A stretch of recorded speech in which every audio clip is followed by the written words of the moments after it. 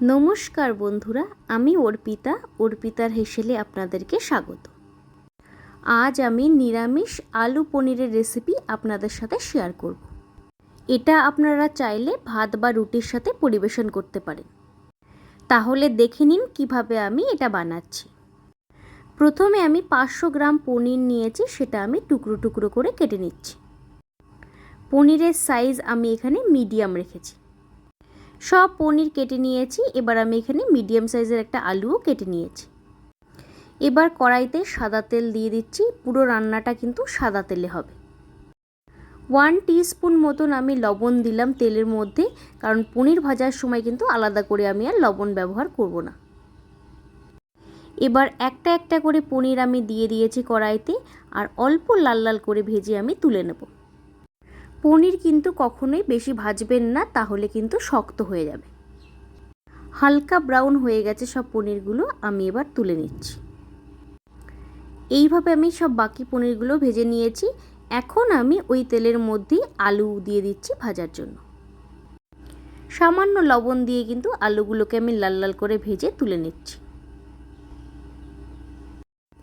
এখন আমি ওই কড়াইতে আরেকটু তেল অ্যাড করে এবার ফোড়নে আমি দিচ্ছি গোটা জিরে, একটা শুকনো লঙ্কা, আর দিচ্ছি গোটা গরম মশলা।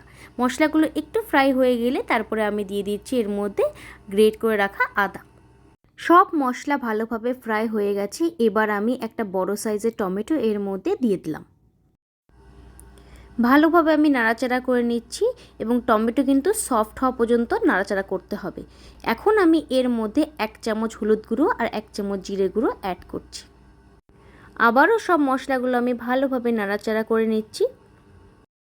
এখন আমি এর মধ্যে শুকনো লঙ্কার গুঁড়ো দিয়ে দিলাম।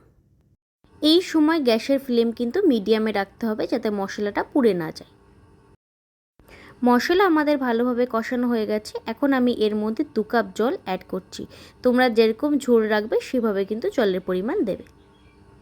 ঝোল ফুটতে আরম্ভ করেছে। এবার আমি ভেজে রাখা পনির আর আলুগুলো এর মধ্যে দিয়ে দিলাম। ভালোভাবে সব কিছু আমি মিশিয়ে নিচ্ছি।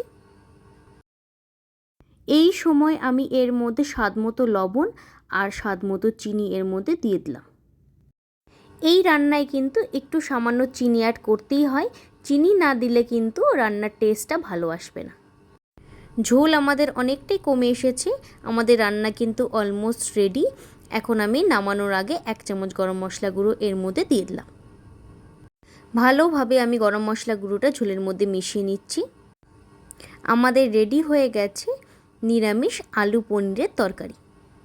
ঘরে খুব সামান্য উপকরণ দিয়ে কিন্তু আপনারা এটা বাড়িতে বানিয়ে নিতে পারবেন এই রকম একটা রেসিপি। রেসিপিটি আপনাদের কেমন লাগলো অবশ্যই আমাকে কমেন্টস করে জানাবেন। যদি আমার এই ভিডিও আপনাদের ভালো লাগে তাহলে অবশ্যই আমার চ্যানেলকে সাবস্ক্রাইব করে দেবেন, আর পাশে থাকা বেল আইকনে অবশ্যই ক্লিক করে দেবেন নোটিফিকেশন পাওয়ার জন্য।